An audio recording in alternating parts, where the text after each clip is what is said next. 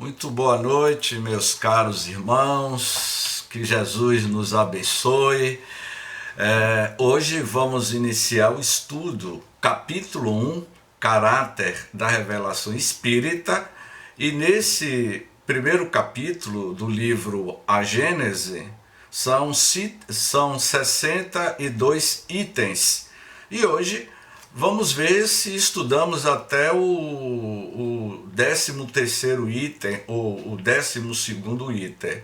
Mas antes de mais nada, vamos assistir um vídeo de 2 minutos e 40 segundos. É em cima desse vídeo que nós vamos abrir o primeiro capítulo do nosso estudo. Pode passar, Graça.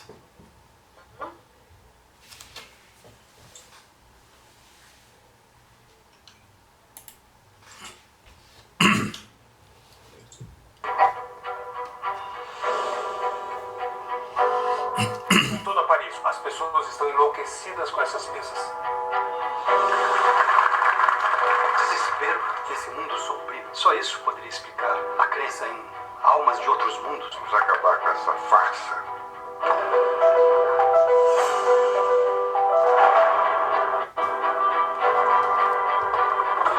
Chegaram. Tem muitos deles aqui. Quem te escreve é um amigo de vidas passadas. Eu não sei se eu quero fazer parte disso. O fenômeno é realmente impressionante, Leon. Eu não sei se estão vivos ou mortos as pessoas que eu vejo ou que falam comigo. O que eu preciso é de um método, critérios científicos, racionais. Fiz a mesma pergunta para diferentes médicos. Se a resposta fosse a mesma, deveríamos assumir que vem da mesma origem.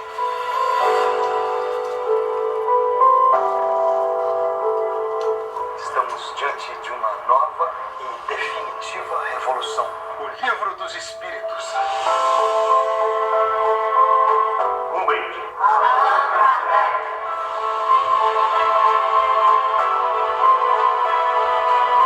Em nome da ciência, não vire as costas para a nossa academia. Por que não citou meu nome em lugar algum?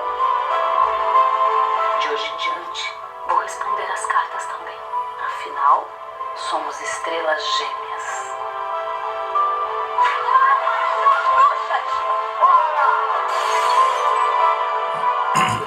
Tudo isso seja fruto da minha vaidade. Esse não é o homem com quem me casei. A fé inabalável é aquela capaz de enfrentar sem temor a razão. Essa é a mais pura verdade.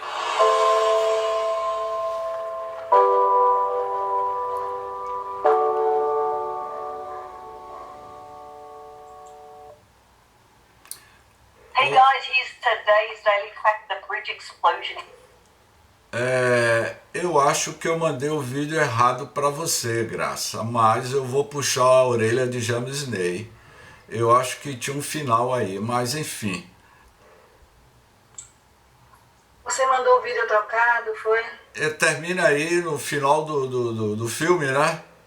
Enfim, o final da apresentação e do filme são o período que Kardec foi produzindo o livro da codificação. Mas depois eu vou colocar aí no grupo e vocês vão ver na íntegra a sequência da publicação do Livro dos Espíritos. Mas pelo filme que muitos assistiram, dá para que a gente perceba o quanto Allan Kardec ele teve um papel preponderante para a construção do pensamento espírita. E o livro A Gênese, ele vai aprofundar o verdadeiro caráter da revelação espírita. Há um item neste primeiro capítulo que nós vamos tecer alguns comentários sobre o papel da Igreja Católica especialmente os jesuítas. Eu vou falar sobre a figura de um padre, Pedro Claver, que foi um jesuíta espanhol. E vamos iniciar com as seguintes perguntas no primeiro item, que Kardec convida a todos a essas reflexões. Pode o Espiritismo ser considerado uma revelação? Neste caso, qual o seu caráter? Em que se funda a sua autenticidade? A quem e de que maneira foi ela feita? É a doutrina espírita uma revelação no sentido teológico da palavra, ou por outra, é no seu todo produto do ensino oculto vindo do alto? É absoluta ou suscetível de modificações? Trazendo aos homens a verdade integral, a revelação não teria por efeito impedi-los de fazer uso das suas faculdades, pois que lhes pouparia o trabalho da investigação? Qual a autoridade do ensino dos espíritos, se eles não são infalíveis e superiores à humanidade? Qual a utilidade da moral que pregam, se essa moral não é diversa da do Cristo, já conhecida? Quais as verdades novas que eles nos trazem? Precisará o homem de uma revelação? E não poderá achar em si mesmo e em sua consciência tudo quanto é mister para se conduzir na vida? Tais as questões que importa nos fixemos. Vejamos bem, ele já inicia no primeiro item com uma série de perguntas que vai nortear todo o trabalho da obra A Gênese. E aí ele dá continuidade. Definamos primeiro o sentido da palavra revelação. Revelar, do latim revelare, cuja raiz velo. Véu significa literalmente sair de sob o véu e figuradamente descobrir, dar a conhecer uma coisa secreta ou desconhecida. Em sua acepção vulgar, mais genérica, essa palavra se emprega a respeito de qualquer coisa ignota que é divulgada, de qualquer ideia nova que nos põe ao corrente do que não sabíamos. Deste ponto de vista, aí Kardec vai dizendo que dentro deste ponto de vista, todas as ciências que nos fazem conhecer os mistérios da natureza são revelações, e pode dizer-se que há para a humanidade uma revelação incessante. Então, as revelações do mundo espiritual para a Terra, ela será incessante. As revelações continuarão. Após a publicação da codificação espírita no século XIX, nós ainda vamos ter, vamos dizer assim, tantas outras revelações fundamentadas na realidade do mundo espiritual para a realidade do mundo físico, que é uma realidade ilusória. Então, olha o que Kardec vai dizer. A astronomia revelou o mundo astral, que não conhecíamos. A geologia revelou a formação da Terra. A química, a lei das afinidades.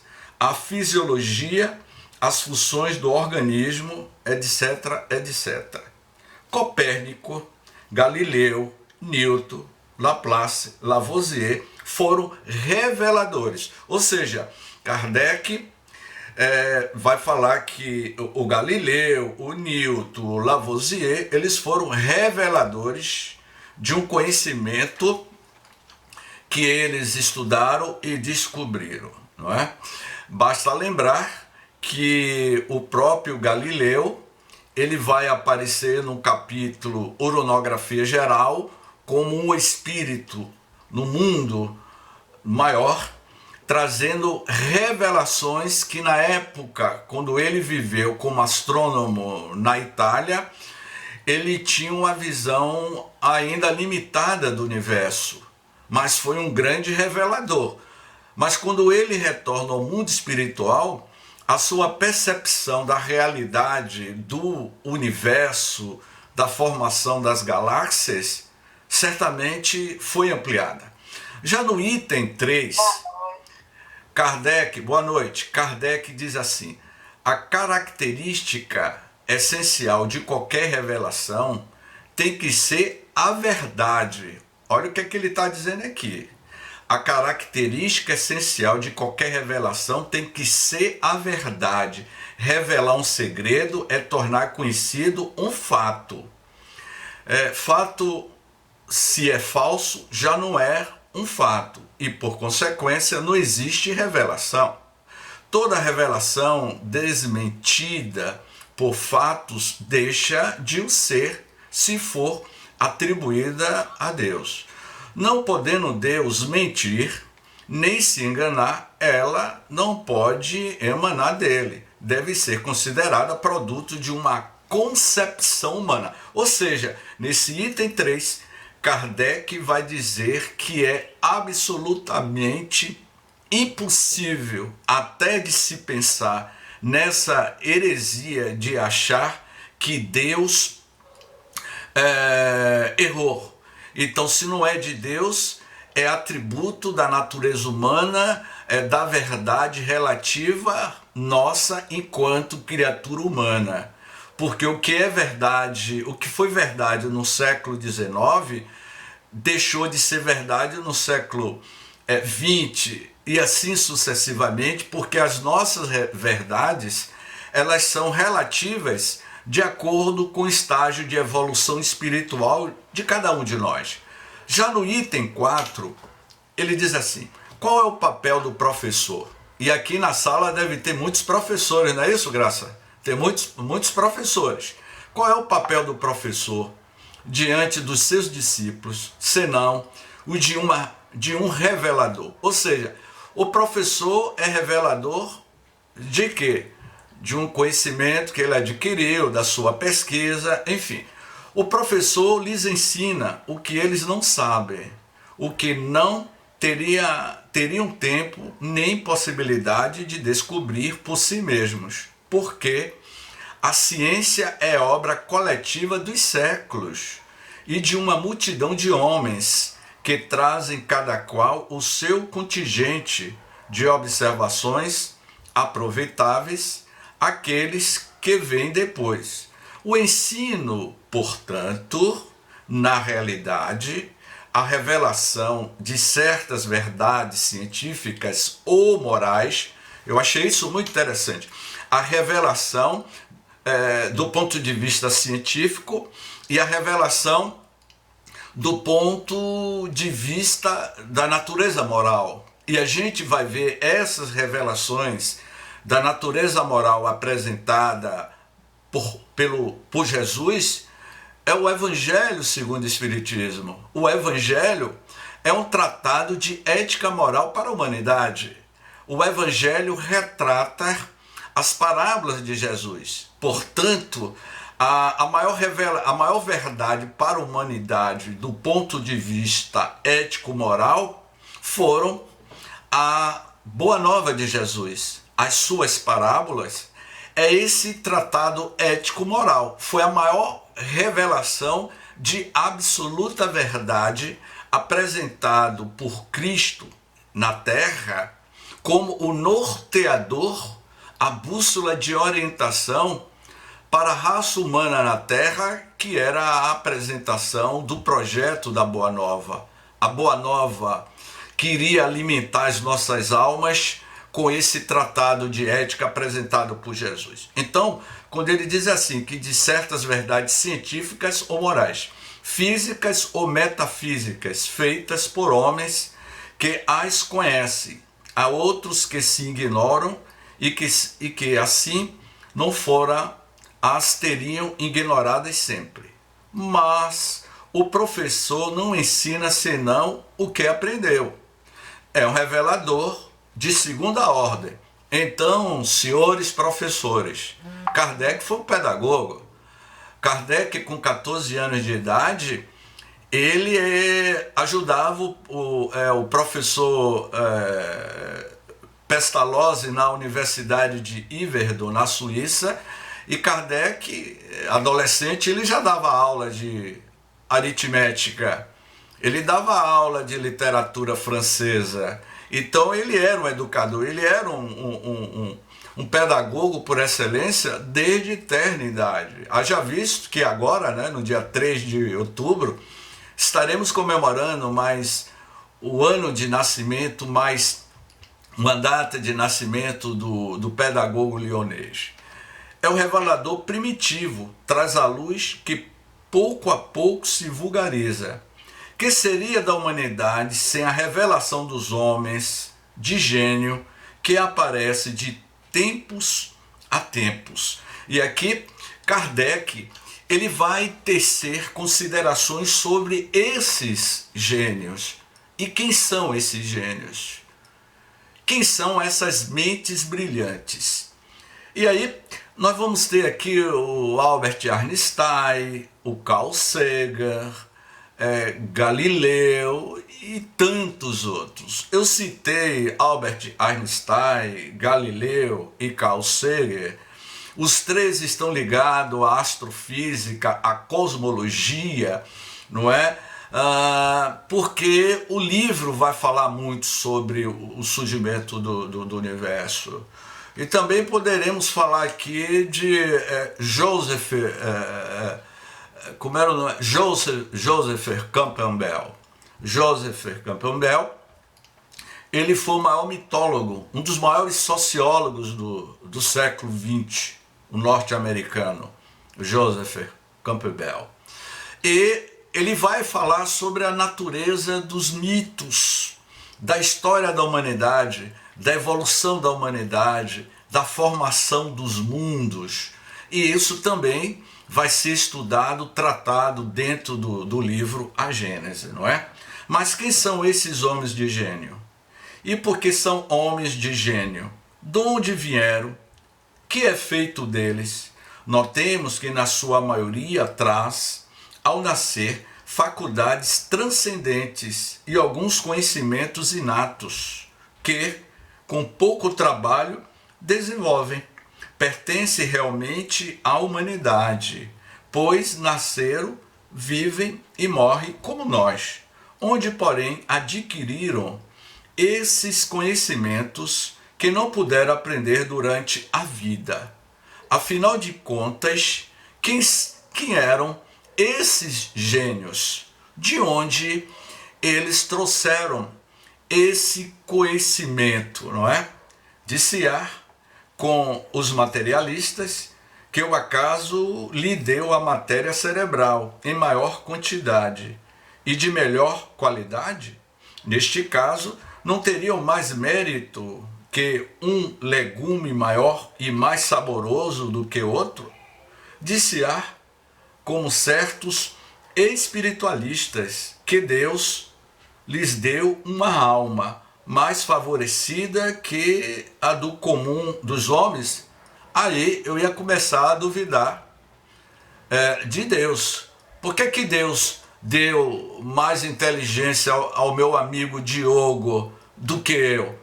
É porque que Diogo, em 1977, no Farol da Barra, ficava discutindo socialismo, já tinha essa ideia. Por que Deus deu inteligência a Diogo, que na década de 70 já discutia sobre socialismo, e eu não? Aí eu ia duvidar de Deus. Oh Deus, por que você já tinha dado inteligência a Diogo e a mim não? Então a gente iria dar checkmate em Deus. Por que Deus iria dar inteligência a um e a outro não? Então, seria questionável. E é evidente que não é isso. Então, ele diz assim, disse-á como certos espiritualistas que Deus lhe deu uma alma mais favorecida que a dos homens. Suposição igualmente ilógica, pois que taxaria Deus de parcial. Então Deus seria parcial, ele não seria integral.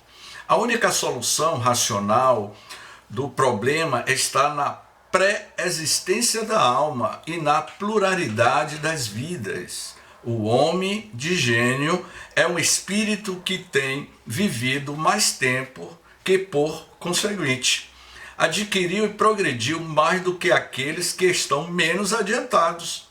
Encarnado traz o que sabe, e como sabe muito, mais do que os outros, e não precisa aprender. É chamado homem de gênio. Ou seja, porque eles já adquiriram esse conhecimento em vidas passadas, não é? Mas seu saber é fruto de um trabalho anterior e não resultado de um privilégio antes de renascer. Era ele, pois, espírito adiantado, reencarna para fazer que os outros aproveitem do que já sabe ou para adquirir mais do que possui. Recentemente eu conheci através de algumas palestras na internet o astrofísico brasileiro da USP, o professor João Steiner. Ele foi um homem brilhante. Ele desencarnou alguns anos atrás. De uma mente brilhante, um grande astrofísico brasileiro. E ele deu a sua contribuição com o estudo da teoria do buraco negro, que é uma das perguntas que a humanidade, que os cientistas, os astrofísicos tentam explicar a origem e o porquê dos buracos negros que Galileu trata desse assunto. Mas quando ele desencarna, o João Steiner, esse astrofísico, eu fico imaginando que esses homens de mentes brilhantes, ele vai ter um encontro com Freud, com Jung, com Joana de Ângelis, com José Pittitinger, e vai ter uma nova visão da psiquiatria no mundo espiritual. Então, esses gênios, eles estão constantemente no seu processo de evolução espiritual, no seu processo cíclico de transformação interior. Então, Kardec vai dizendo assim, os homens progridem incontestavelmente por si mesmos e pelos esforços da sua inteligência, mas entregues às próprias forças, só muito lentamente progrediriam se não fossem auxiliados por outros mais adiantados, como o estudante o é pelos professores. Todos os povos tiveram homens de gênio, surgido em diversas épocas, para dar-lhes impulso e tirá-los da inércia. Ou seja, o século XIX foi considerado o século das luzes. E o foco, o centro desses séculos das luzes era Paris de então. Paris era o foco principal. Era onde estava acontecendo as grandes recentes descobertas em vários campos da sociologia, da física, da matemática, e não poderia ser diferente que foi a França escolhida pós-Revolução Francesa, aonde os espíritos iriam ditar o código de ética do mundo espiritual para o mundo físico, com a apresentação da codificação espírita. Então, no item 6, ele diz assim, desde que se admite a solicitude de Deus para com as suas criaturas, porque não se há de admitir que espíritos capazes, por sua energia e superioridade de conhecimento, de fazerem que a humanidade avançasse pela vontade de Deus com o fim de ativarem o progresso em determinado sentido. Por que não admitir que eles recebam missões como um embaixador ao receber do seu soberano? Tal o papel dos grandes gênios. Que vêm eles fazer senão ensinar aos homens verdades que estes ignoram e ainda ignorariam durante largos períodos, a fim de lhes dar um ponto de apoio mediante o qual possam elevar-se mais rapidamente. Esses gênios que aparecem através dos séculos como estrelas brilhantes, deixando longo traço luminoso sobre a humanidade, são missionários, ou se o quiserem, Messias, o que de novo ensinam aos homens, quer na ordem física, quer na filosofia, são revelações. Se Deus suscita reveladores para as verdades científicas, pode com mais forte razão suscitá-los para as verdades morais, que constituem elementos essenciais do progresso. Tais são os filósofos cujas ideias atravessam os séculos. Ou seja, até aqui no item 6, Kardec está deixando claro o significado do caráter da revelação espírita. Os Espíritos vai, de certa forma, pincelar na introdução do livro dos Espíritos sobre o caráter da revelação espírita. Mas é na Gênese, nesse primeiro capítulo, que Kardec vai destrinchar o verdadeiro caráter, a verdadeira essência da doutrina espírita, e que muitos de nós não temos ainda uma maior dimensionalidade do poder dessa revelação transcendental para a nossa vida íntima. Como é que nós estamos absorvendo a doutrina espírita na nossa vida diária? Como é que nós estamos aprendendo com esta revelação da transcendência da imortalidade da alma na nossa vida diária? É uma revelação que vai dizer Anselm Grün, um grande monge alemão, contemporâneo de todos nós, porque ele ainda está vivo. O Anselm Grün, ao escrever o livro O Amor como Revolução, nesse livro, O Amor como Revolução, ele inicia com o pensamento de Teilhard de Chardin. Teilhard de Chardin, na introdução desse livro, O Amor como Revolução, Teilhard de Chardin vai dizer que após a descoberta do fogo pelo homem das cavernas, a maior revolução que já existiu na humanidade é a revolução do amor, a descoberta do amor em nós mesmos, porque esta descoberta do amor em si vai lhe proporcionar a maior de todas as mudanças para a humanidade, a grande descoberta do amor em você mesmo. Essa seria a palavra norteadora de todo o projeto de Jesus na Terra. Todas as suas parábolas, todos os seus ensinamentos está centrado, fincado em cima da palavra amor. Amor no sentido integral, não o amor paixão, não o amor egoísmo, não o amor piegas, não o amor fisiológico, mas o amor integral, esse amor integral que nos conecta ao cosmos, ao universo. Era isso que Jesus falava. Jesus não falava do amor fragmentário, Jesus falava do amor holístico, como Sai Baba falou, como Yogananda falou, como Buda falou, como João da Cruz. James, Oi? James, a sua conexão está oscilando. Ah, é? Então deixa eu desligar aqui a... Desliga aí o vídeo. Então, ele se referia deste amor integral. Kardec, junto com a Amélie Boudet, a sua esposa, vocês viram ali na introdução do estudo do filme, né? Nós somos duas estrelas. Era um amor integral, um amor cúmplice.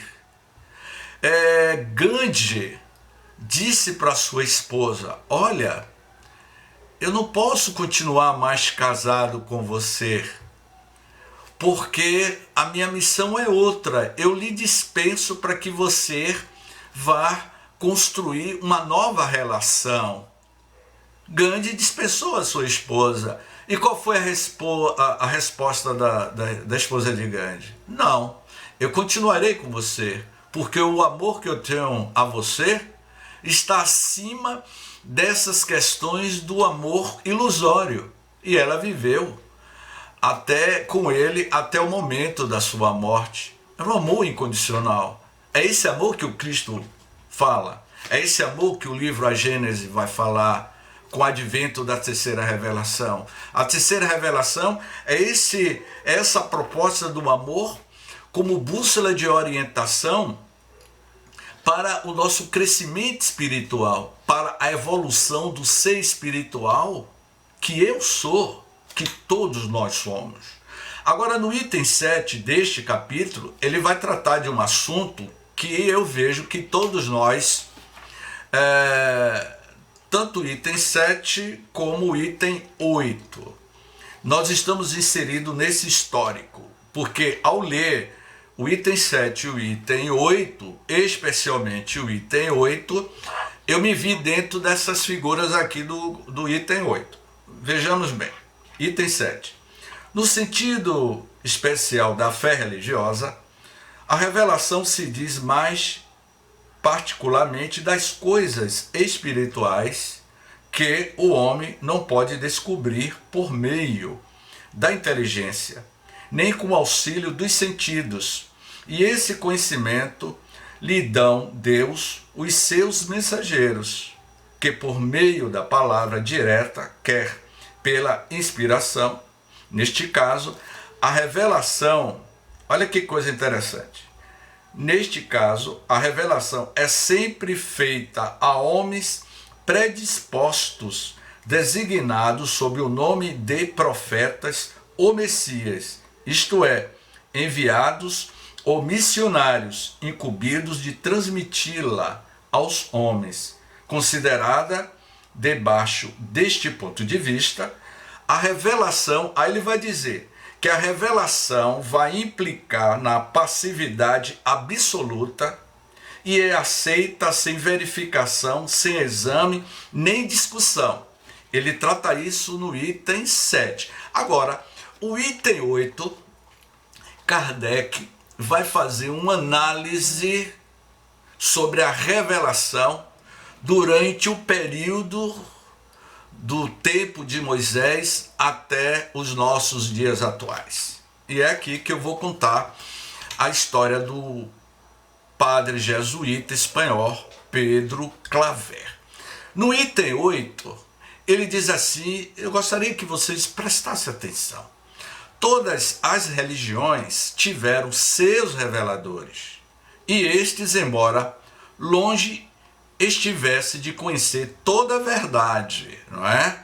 Tinham a razão de ser providencial, porque eram apropriados ao tempo e ao meio em que viviam, ao caráter particular dos povos a quem falavam e aos quais eram relativamente superiores. Ou seja, a revelação do mundo espiritual para a Terra, ao longo dos milênios, foi proporcional à maturidade psicológica de entendimento daquele povo, daquela civilização, não é? Apesar dos erros, aí o que Kardec vai dizer? Apesar dos erros das suas doutrinas, não deixaram de agir os espíritos e, por isso mesmo, de semear os germes do progresso que mais tarde haviam de desabrochar. ou desabrochariam um dia sob o sol do cristianismo. Ou seja, ao longo dos milênios, Jesus, o governador espiritual, ele foi enviando os seus emissários em vários períodos da humanidade, que foram inúmeros, para clarear a mente daquele povo, daquela civilização.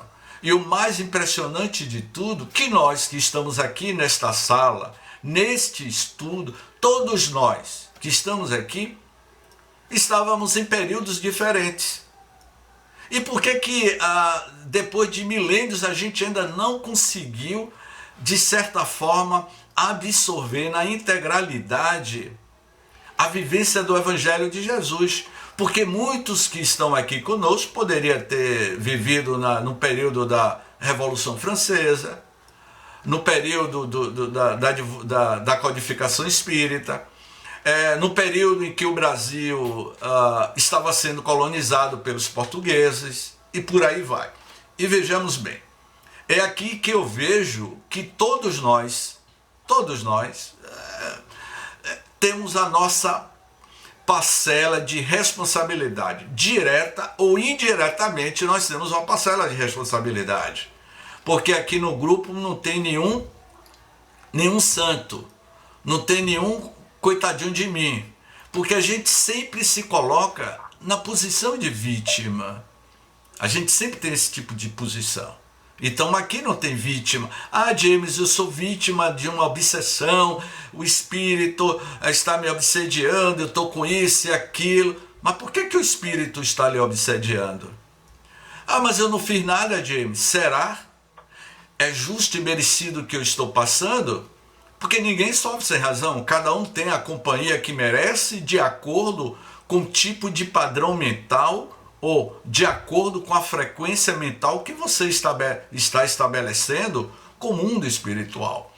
Então ele diz assim: é pois injusto se lhes lance anatema em nome da ortodoxia, porque dia virá em que todas essas crenças tão diversas na forma, mas que repousam realmente sobre o mesmo princípio fundamental, Deus e a imortalidade da alma, se fundirão num grande e vasta unidade, logo que a razão triunfante dos preconceitos.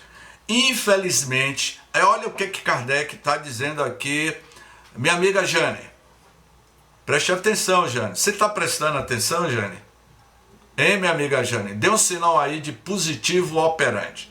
Minha amiga Jane, infelizmente, Jane, as relações han sido sempre instrumentos de dominação. Não é isso que a gente vive nesses últimos 3.000 anos?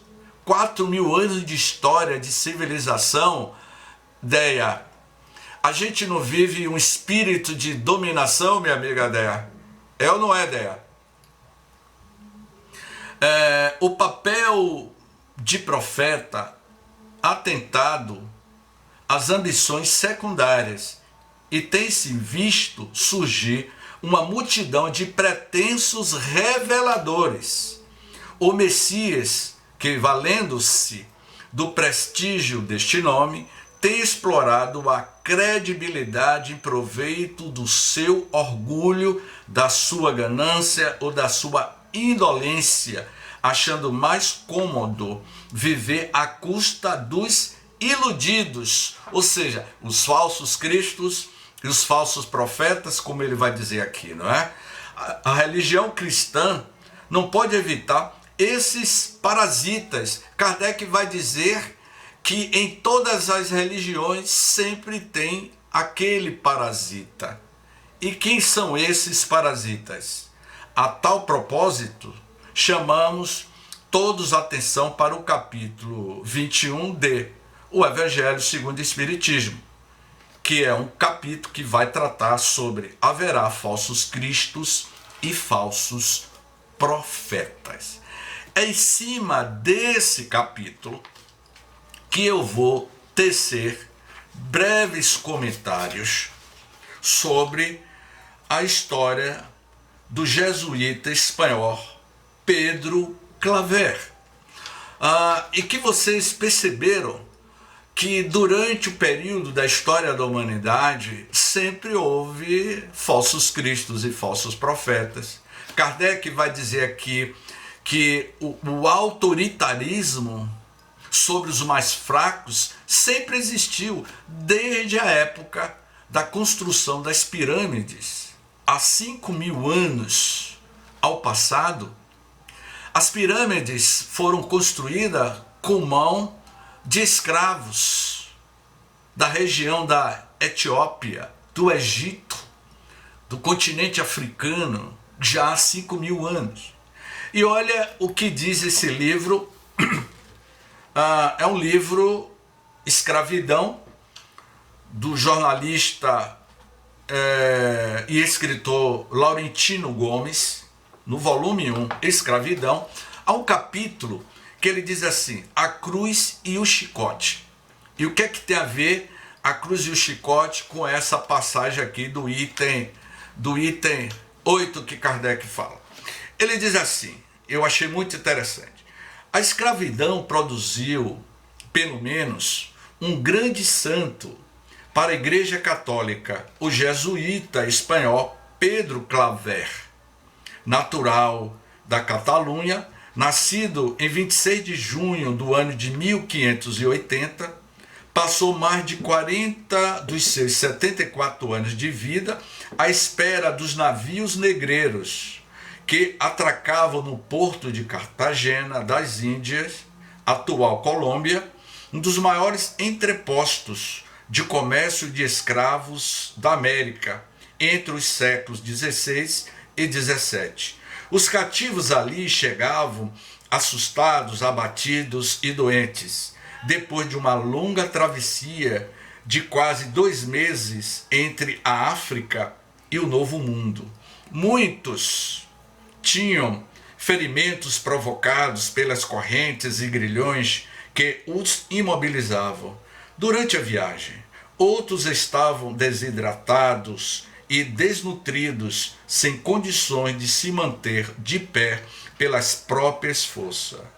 Pedro Claver, então, descia aos porões escuros, fétidos, sem ventilação, e durante dias se dedicava a cuidar dos mais fracos, curava feridas, providenciava água, comida e agasalhos, confortando os desesperados. Pedro Claver era um jovem jesuíta que tinha essa missão. E aí, mais adiante, o texto diz assim: Pedro Claver, hoje padroeiro da Colômbia, virou santo pela sua extraordinária obra de misericórdia, mas também por ter sido uma raridade na trágica história da igreja relacionada à escravidão. Uma trágica história da igreja relacionada à escravidão. Durante cerca de 400 anos, padres, bispos, cardeais e ordens religiosas não apenas a apoiaram, como praticaram o tráfico de escravos e lucraram com ele. Nesse longo período, foram escassas as vozes dentro da hierarquia católica que se ergueram contra o cativeiro dos africanos. Havia exceções, mas eram relativamente raras. O que eu quero dizer a todos vocês com esse texto, que a história, a Igreja Católica pregava o amor, mas escravizava, vendia escravos.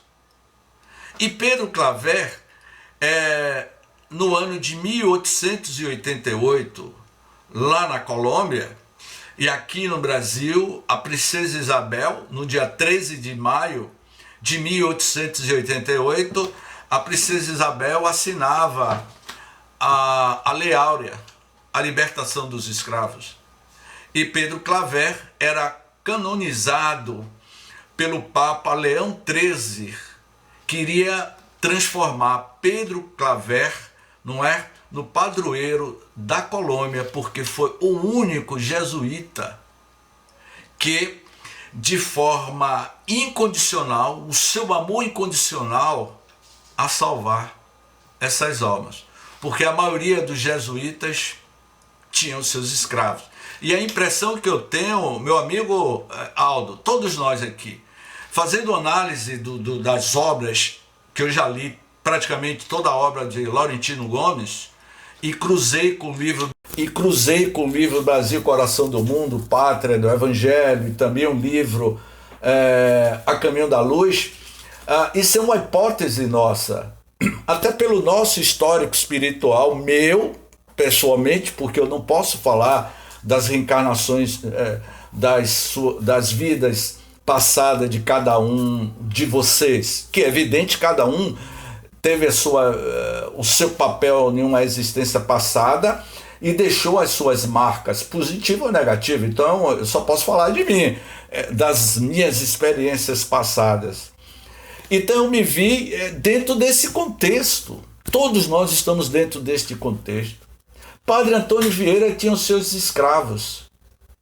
Padre Manuel da Nóbrega também tinha os seus escravos. Era comum todo mundo ter os seus escravos. Então, Aldo, meu amigo Aldo, cadê você que eu não estou vendo aqui na minha tela principal? Aldo, sim, possivelmente Aldo ali. Ele tinha os seus escravinhos, todo mundo tinha os seus escravos. Era comum. Foi a mão escrava que fez a história do Brasil. Se vocês querem assistir A Muralha, foi esse nome da minissérie que passou numa emissora de TV aqui no Brasil. A Muralha, que conta a história do que os portugueses faziam com os índios e com os escravos.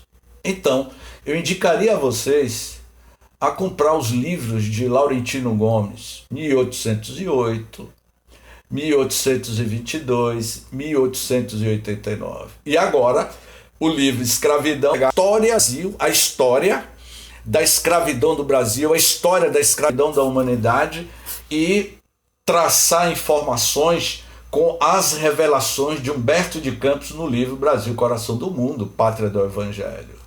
Eu fui casado há muitos anos atrás. E geralmente, quando se comemora um casamento, há despedida de solteiro. Eu não sei se você teve despedida de solteiro. Teve, Aldo? Despedida de solteiro? Eu também tive despedida de solteiro. Sabe como foi a minha despedida de solteiro? No dia 13 de maio de 1988, véspera do meu casamento aqui em Salvador.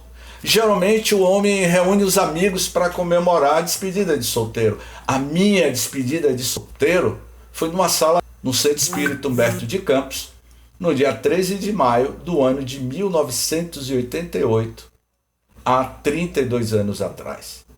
Era a data dos 100 anos da libertação dos escravos. E na sessão mediúnica, naquele 13 de maio, na véspera do meu casamento, os espíritos deram comunicações psicofônicas, 4 comunicações de espíritos de escravos e 3 comunicações de senhores de engenho aqui do Recôncavo Baiano. Todas as comunicações dos escravos, 100 anos depois da libertação, ainda continuava preso aos grilhões, atrelado aos seus senhores de engenhos no mundo espiritual. E as comunicações psicofônicas desses senhores do engenho falava que após séculos, 100 anos, ainda estava sofrendo por conta dos seus chicotes em nome de Deus. Eu chicoteava para que essas almas fossem redimidas em nome de Deus, porque Deus tinha nos escravos, nós tínhamos a responsabilidade de salvar esses escravos através do chicote para que a sua alma fosse purificada. Essa era a ideia diretora daquele povo daquela época.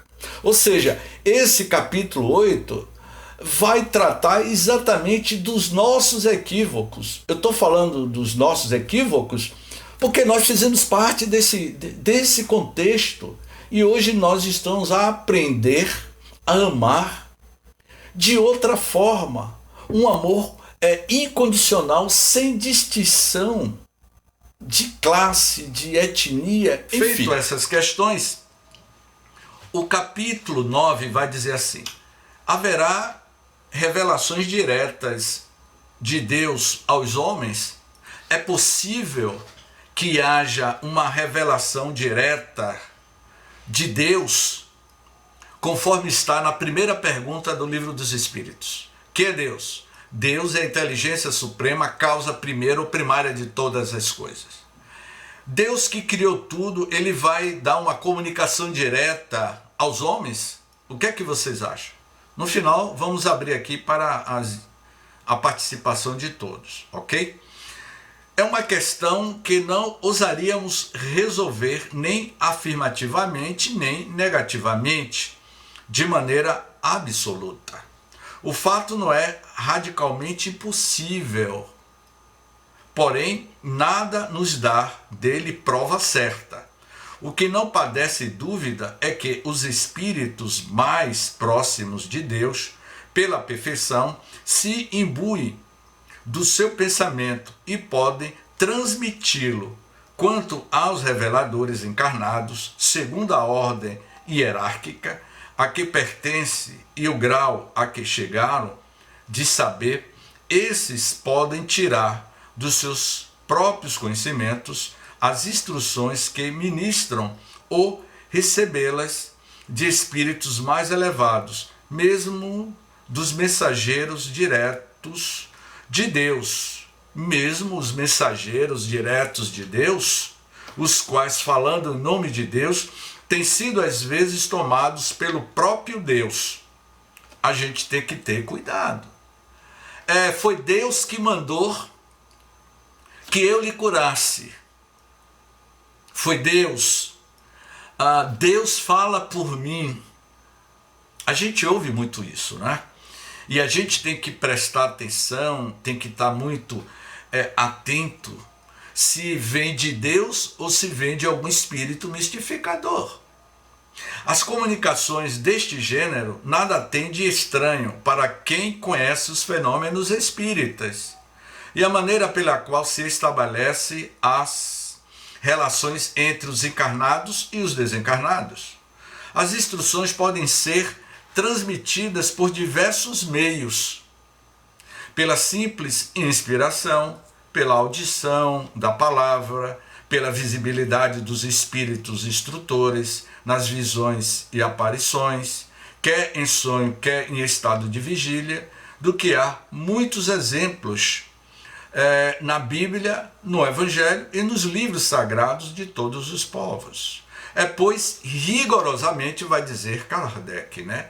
Exato dizer-se que quase todos os reveladores são médios, inspirados, audientes ou videntes. Daí, entretanto, não se deve concluir que todos os médios sejam reveladores, nem ainda menos intermediários diretos da divindade ou dos mensageiros. Ou seja, André Luiz, no livro Evolução em Dois Mundos, no primeiro capítulo deste livro, André Luiz ele vai falar sobre o fluido cósmico, o co-criador em plano maior. Os espíritos que já atingiram a perfeição já têm uma compreensão de Deus. E nós que ainda estamos no nível, ainda rastejando, ou melhor, estamos saindo da horizontalidade para a verticalidade com a ampliação do nosso estado de consciência. Estamos saindo, evoluindo com o nosso cérebro reptiliano, graças a Deus. que o nosso cérebro reptiliano está passando por um processo de transformação na medida que a gente amplia o nosso estado de consciência, o terceiro andar que André Luiz vai falar da nossa mente, que é o superconsciente. Então, na medida que você evolui espiritualmente, esse cérebro reptiliano nosso, que é o nosso estado instintivo primário, ele vai se transformando, ele vai se diluindo à medida que você vai evoluindo. E quando você se torna espírito puro, você tem uma compreensão de Deus. Então imagine que há evangélicos, médios, enfim, falsos cristos que diz que recebe mensagem diretamente de Deus. Então a gente tem que ter esse cuidado.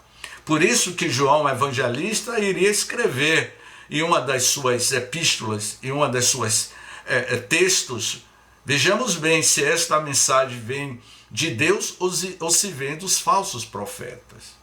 Se os espíritos puros recebem a palavra de Deus com a missão de transmiti-la, mas sabe-se hoje que nem todos os espíritos são perfeitos e que existem muitos que se apresentam sob falsas aparências, o que levou João a dizer: não acrediteis em todos os espíritos, vedes antes se os espíritos são de Deus, não é? Então ele chama a atenção.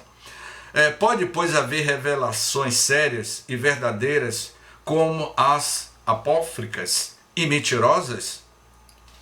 O caráter, ele vai dizer assim, o caráter essencial da revelação divina é o da eterna verdade. Esse é a essência. O caráter da revelação divina é de eterna verdade. Foi essa uma das respostas que Jesus deu a Simão Pedro. Simão pergunta a Jesus: Rabi, o que é a verdade? E Jesus responde: a verdade, Simão, é a luz divina total, conforme foi dito. Conhecereis a verdade e a verdade vos transformará. E lá no templo de Delfos tinha um texto: homem, conhece-te a ti mesmo. Conhecendo a ti mesmo, conhecerás o universo e os deuses. Porque a verdade é essa luz divina que ele vai dizer aqui. Toda revelação eivada de erros ou sujeita a modificação não pode emanar de Deus. É assim que a lei do Decálogo tem todos os caracteres de sua origem, enquanto as outras leis mosaicas, fundamentalmente transitórias, muitas vezes em contradição com a lei do Sinai, são obra pessoal e política do legislador hebreu. Como abrandarem-se os costumes do povo, essas leis por si mesmas caíram em desuso, ao passo que o Decálogo ficou sempre de pé como farol da humanidade. O Decálogo, a ética norteadora para a humanidade apresentado por Moisés. O Cristo fez dele a base do seu edifício, abolindo as outras leis. Se essas fossem obra de Deus, seriam conservadas intactas. O Cristo e Moisés foram os dois grandes reveladores que mudaram a face do mundo. E nisso está a prova de sua missão divina. Uma obra puramente humana careceria de tal poder. Importante revelação se opera na época atual e mostra a possibilidade de nos comunicarmos com os seres do mundo espiritual.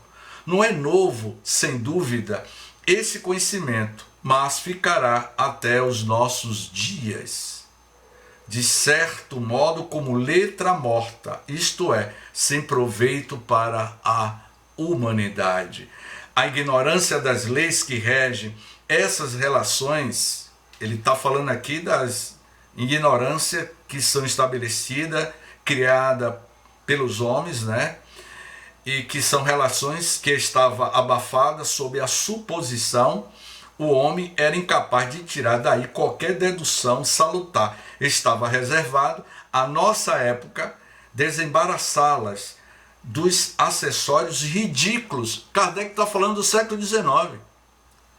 Em pleno século XXI, as pessoas ainda vivem o ridículo. Eu fui taxado dentro de um táxi aqui em Salvador. O motorista de táxi era evangélico.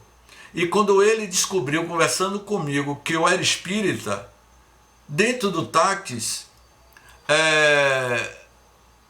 meu amigo João Manuel, o taxista me chamou que eu era Satanás, que eu era filho de Satanás, pelo simples fato de eu dizer que era espírita. E aí eu disse a ele que meus pais eram espírita. Então ele disse que eu era filho do capeta. Tamanha ignorância, em pleno século atual. A cegueira da ignorância. Então, quando ele diz assim, terminando, que eu vou parar no item 12, para que a gente abra para a participação de todos. O Espiritismo, olha o que Kardec vai dizer no item 12. O Espiritismo, dando-nos a conhecer o mundo invisível que nos cerca e no meio do qual vivíamos sem o suspeitarmos, assim como as leis que o regem, suas relações com o mundo visível, a natureza e o estado dos seres que o habitam, e por conseguinte, o destino do homem depois da morte é uma verdadeira revelação na acepção científica da palavra. Portanto, a maior revelação que todos nós tivemos é a prova incontestável da imortalidade da alma, da comunicação dos espíritos. Essa foi a maior das grandes revelações que Kardec apresentou à humanidade. Por quê? Jesus, lá na Galiléia, já tinha afirmado: hei de vos enviar um Consolador prometido, e este Consolador irá revelar tudo aquilo que até então eu não poderei falar, porque Jesus não poderia falar o que a humanidade naquela época não teria maturidade para compreender o que o século XIX compreendeu com Kardec. Passado mais de 160 anos, estamos aqui no grupo de estudos da Casa do Caminho, estudando a obra Gênese, e a gente tem outra compreensão, outra maturidade, mas também fizemos parte da parte da história do Brasil, onde nós estávamos no nosso seio da ignorância, da intelectualidade.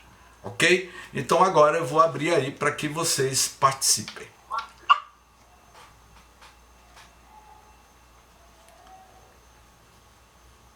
Quanta luz neste ambiente descendo sobre nós. Enquanto ninguém pergunta, eu vou cantar.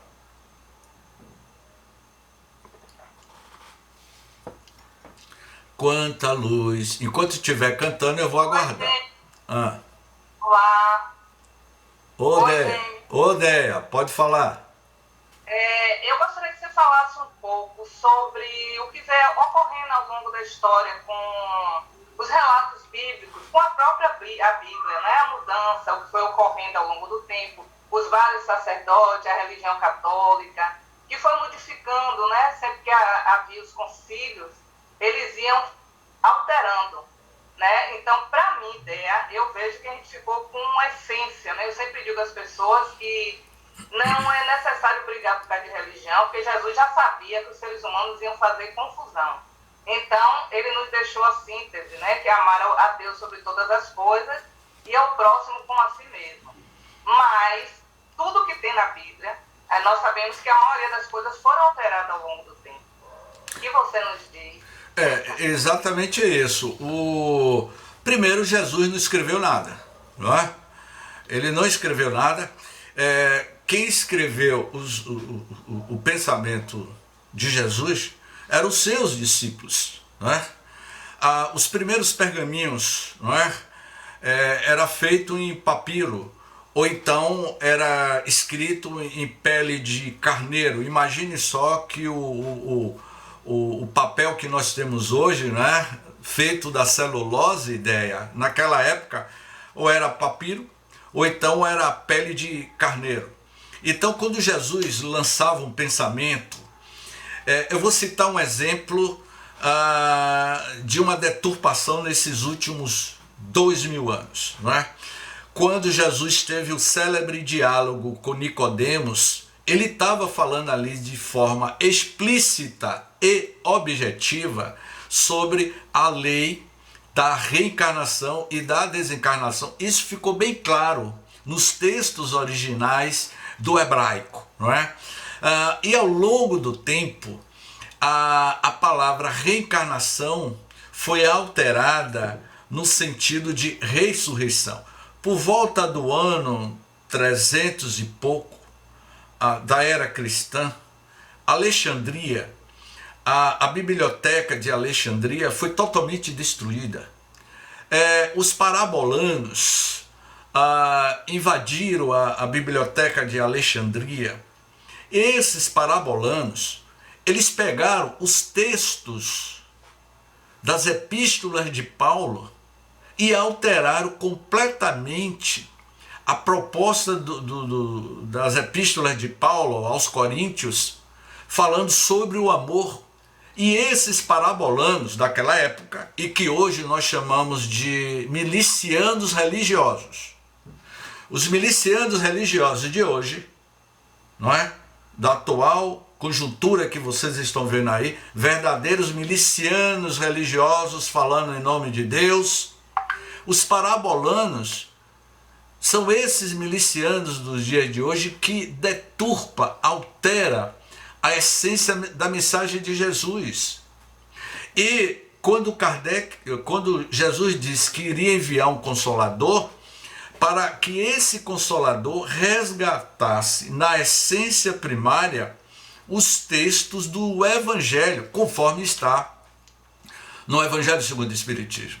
Foi por isso que, por volta do ano de 1182, Francisco de Assis, ele reencarnou, porque Jesus disse assim, João Evangelista, é o seguinte, isso é uma hipótese minha, João Evangelista desencarna, foi o último dos discípulos que desencarnou, ele desencarnou com mais de 80 anos, e quando ele chega no mundo espiritual, isso é uma hipótese minha, João, é o seguinte, estão deturpando toda a minha mensagem, eu quero que você reencarne na Terra no período mais obscuro que a humanidade vai atravessar.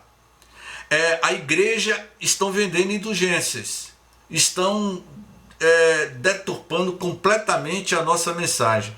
Eu quero que você reencarne e resgate a essência do nosso Evangelho. E aí, no ano de 1182, João Evangelista reencarna na cidade de Assis, na personalidade de Francisco de Assis.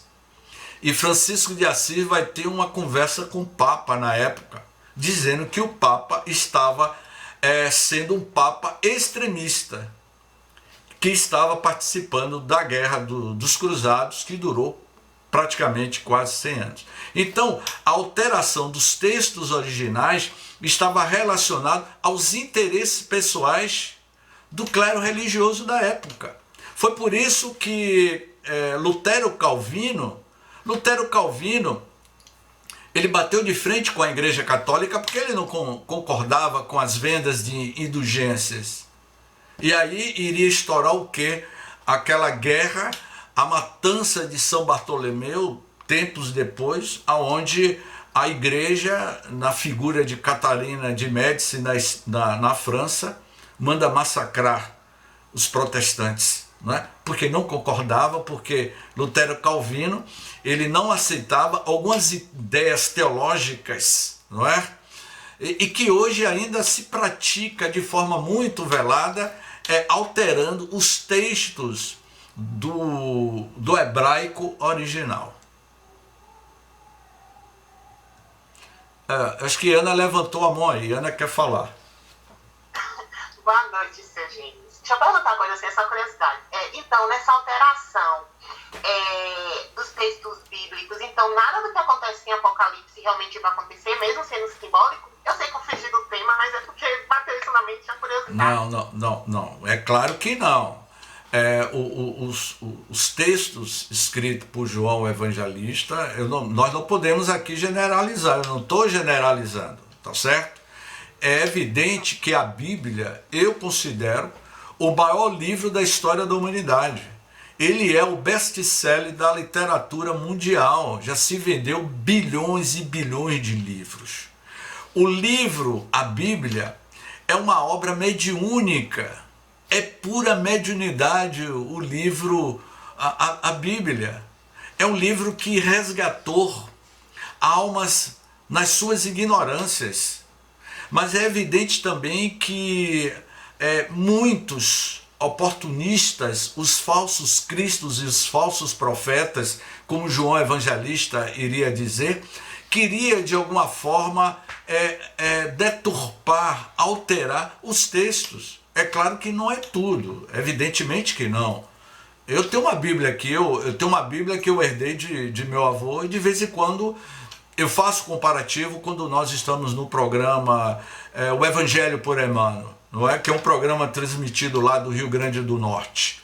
Então, eu uso muito a Bíblia nesse sentido. É a forma como nós interpretamos ao nosso bel prazer. É isso que a gente tem que ter muito cuidado, que tipo de interpretação você está dando na Bíblia, porque a Bíblia é um conjunto de livros que são de orientações para todos nós. Obrigada.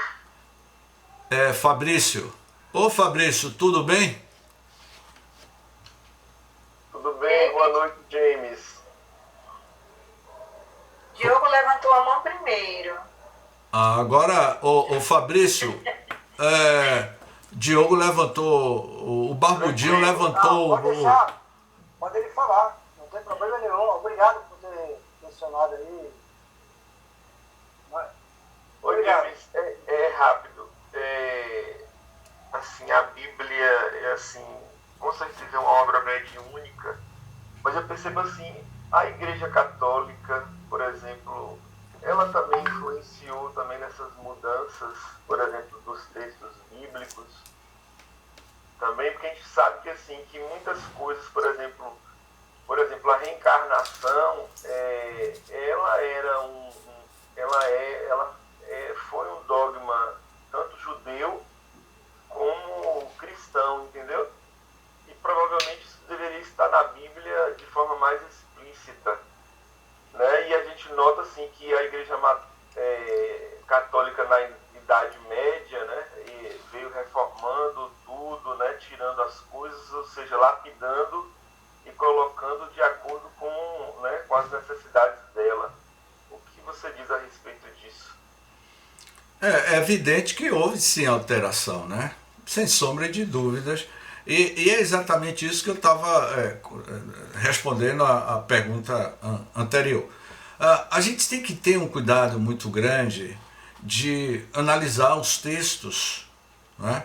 Eu torno a repetir que a Bíblia é um conjunto de livros e que ao longo desses milênios ocorreram alterações nos textos originais e que nos cabe hoje usarmos o bom senso. Esse primeiro capítulo, Caráter da Revelação Espírita, o que Kardec está nos pedindo é que a gente seja mais criterioso e utilizarmos o bom senso na análise dos conteúdos dos livros que nós lemos, especialmente a Bíblia. A gente vê que existe fatos ali que, de certa forma, Jesus não falou, não é? E a gente sabe disso, que foi um comentário sobre o Espiritismo e Cristianismo de Leon Denis, que Jesus falava que haveria uma destruição de uma cidade tal. Jesus não disse isso, porque quando isso aconteceu, Jesus ainda não tinha nascido. Então a gente tem que ter um critério muito delicado para analisar os textos evangélicos, não é? De forma primorosa e comparativa com o que, vamos dizer assim, com o que os Espíritos nos falam, especialmente no Evangelho segundo o Espiritismo. A gente precisa ter assim um cuidado muito especial e ter um novo olhar mais criterioso no próprio livro O Evangelho segundo o Espiritismo, que é uma obra que ele vai destrinchar essas nossas dúvidas em relação a alguns textos que possa ter tido algumas alterações. Como, por exemplo, me fugiu o nome daquele escritor, Severino, o professor Severino. Ele fez o trabalho, porque ele fala vários idiomas, o professor Severino. E ele faz esses comparativos. Então, a gente deve, de fato, ter esse cuidado muito grande. Diogo? Bom, eu queria ir por esse caminho no item 8, que é exatamente tocante às religiões. E ao longo do tempo, ao longo da história, a gente percebe que, por enganos ou por interesse, as religiões se distanciaram muito do aspecto da religião. Ligar o homem a Deus, já desde a Idade Antiga. E o que nós vemos, inclusive, de uma maneira pesada, na época do feudalismo, Idade Média. Mas também na Idade Moderna, nós vamos ver isso exatamente no Império Português e no Império Espanhol, quando tiveram grandes guerras a respeito das questões de divisão de terra, em que a Igreja Católica estava presente. Mais adiante, nós vemos na Inglaterra, o fato de São Bartolomeu, já citado por você aí, James. Ok. Da grande mortandade que teve na cidade de São Bartolomeu, na França. Depois nós vemos o exemplo exatamente das repressões, inclusive a própria mediunidade, coroada com a questão da Inglaterra, né, aquela que lutou tanto contra a Inglaterra na França, e que terminou até, inclusive, sendo suicidada, sendo matada através de enforcamento. Ao longo disto tudo, este capítulo 8 me parece bastante orientador, porque até hoje, inclusive, embora as religiões tenham avançado em muitas coisas, mas às vezes também se preocupa exatamente com o radicalismo, com o dogmatismo, e apresenta um Deus ainda dos exércitos e um Deus opositor, como inclusive agora nos momentos que atravessam o mundo, e inclusive o nosso país, aonde as igrejas, me parece, não tomar uma atitude de tomar o Evangelho como uma libertação. Então me parece que este fato aqui, dos instrumentos, infelizmente as religiões em todos os tempos, assim diz Kardec, e ainda continua, foram instrumento de dominação. Exatamente. Desviando completamente o terror, como você fala, inclusive. Exatamente. Diogo, é exatamente essas considerações que você fez, mas eu preciso aqui encerrar, e antes de encerrar eu tenho que responder algumas perguntas que eu achei muito interessante aqui no chat. Tereza Bartira, ela está me perguntando o seguinte: James, qual sua opinião sobre essas comunicações mais recentes de seres de outros planetas, como Jamar, através de Robson Pinheiro, Sheliana, com outros médios que estão passando mensagens sobre a transição planetária, a necessidade de sermos fraternos? Eu conheço Mônica Medreiros, né? Mônica Medreiros é muito minha amiga, tanto Mônica como Margarete Áquila. Quando eu vou a São Paulo, eu vou visitar a instituição delas. Sem sombra de dúvidas, o que Robson Pinheiro está falando, o espírito sheliano, esse ser interestelar, eles não gostam de ser tratado como extraterrestre, porque a gente também é extraterrestre, né? São seres interestelares, seres de outras dimensões que vibram em outros campos gravitacionais, nas energias diferenciadas, né?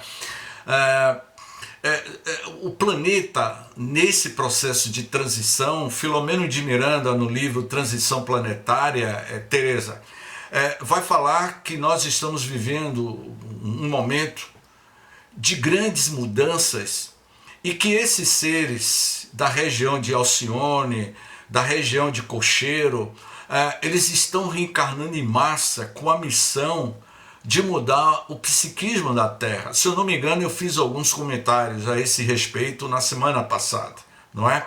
Então, essa é sim a mensagem de sermos fraternos. Os livros que a Mônica tem escrito junto com Margarete Áquila, e que esses grandes companheiros, eles estão falando que a nossa necessidade é de sermos mais fraternos, sem sombra de dúvida, né? Então, outra pergunta aqui que eu achei muito interessante é de Juliene, para a gente terminar, que eu tenho que ir para outra sala de estudo ainda, viu?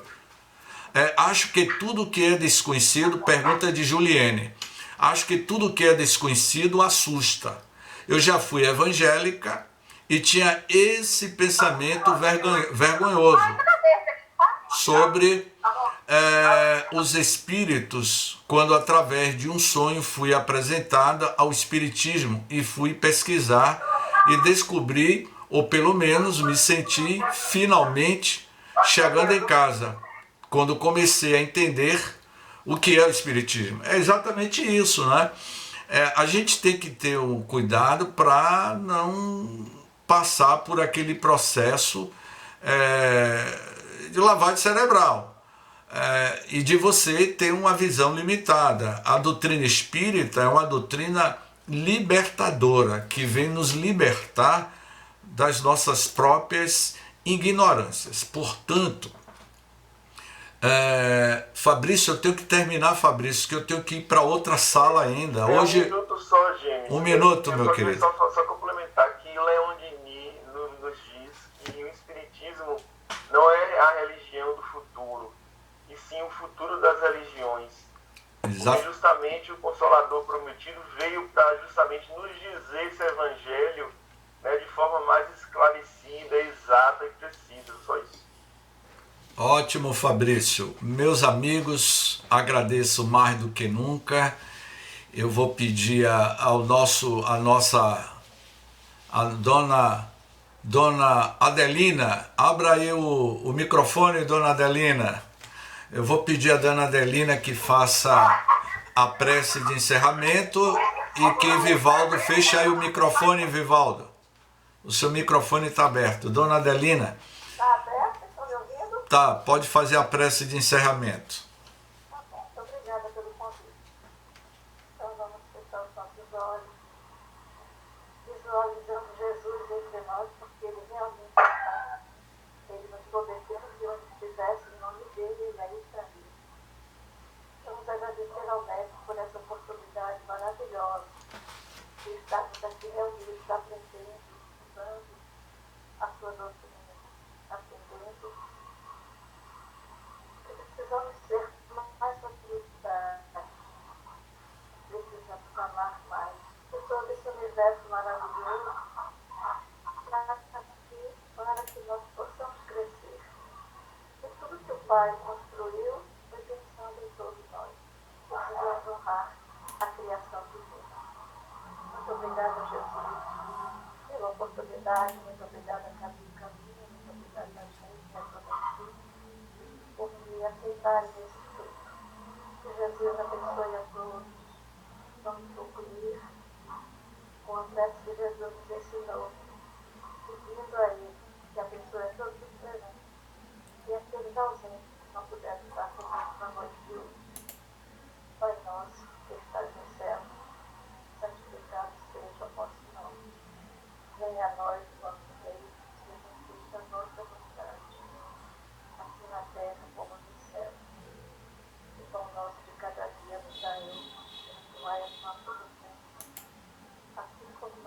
abençoamos a quem tem feito. Não nos deixeis cair nessas verdades, Senhor, de todo mal. Que Teu é o rei, o poder e a glória. Que possamos ter uma semana de paz e na próxima semana, na próxima sexta-feira, estarmos aqui novamente reunidos em nome de Jesus para esse estudo maravilhoso aqui outra vez, Pai. Muito obrigado, dona Adelina. Obrigado a todos os nossos amigos. Que Jesus nos abençoe. Essa gravação estará disponível até segunda-feira para quem queira assistir ou fazer alguma revisão, não é? Muita paz a todos. Que possamos estar sempre conectados com o divino Mestre Jesus, que é o nosso guia e modelo para todos. Obrigado à minha amiga Daniele, aos companheiros lá do Rio Grande do Norte, a nossa irmã lá de São Paulo, a todos vocês de outros estados, daqui do interior da Bahia e daqui da capital. Sejamos todos agraciados. Eu não estou vendo aqui a nossa amiga que tem aquele painel do coqueiral. Como é o nome dela que eu me esqueci? Clara. Cadê Clara? Eu não estou vendo Clara aqui. Oi, gente. Cadê você, Clara? Clara, eu sim. Tudo bem, meu querido? Eu estou com um probleminha de conexão, aí por isso que tive que fechar. Eu estava com saudade daquele painel seu. Um abraço, Clara. Eu estava com saudade de mim, só do painel, tá vendo? Um abraço, meu querido. Clara, um beijo no seu coração. Clara, um beijo Obrigada, no coração de lindo. todos vocês. Agradecer aí a Graça, que me ajudou muito essa semana. Obrigada, viu, Graça? Conte comigo sempre, você e todos. Gente, eu vou dar um aviso a vocês e na próxima semana eu vou avisar. No dia 21 de outubro, nós vamos iniciar o estudo do livro Luz do Mundo, de Amélia Rodrigues, mas em outra plataforma, em um grupo de estudos da obra Amélia Rodrigues, que a gente conta as narrativas de Jesus de forma poética, de Amélia Rodrigues, que é um livro que foi psicografado por Divaldo, tendo como espírito Amélia Rodrigues. Então, se vocês quiserem participar, é outro grupo de estudos que eu e o Jailson coordenamos, todas as quintas-feiras, a partir das 8h30 da noite até as 9h30 da noite, nós estudamos um capítulo sobre as obras de Amélia Rodrigues. E vamos estar estudando o livro Luz do Mundo, que conta a vida social de Jesus, os momentos marcantes da vida de Jesus. Né? Então, todos estão convidados. Quem deseja é só entrar em contato no meu privado, porque aí eu posso passar e colocar vocês nesse grupo de estudos Primícias do Reino.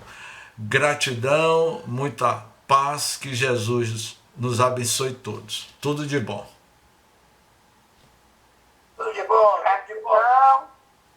Gratidão. Amanhã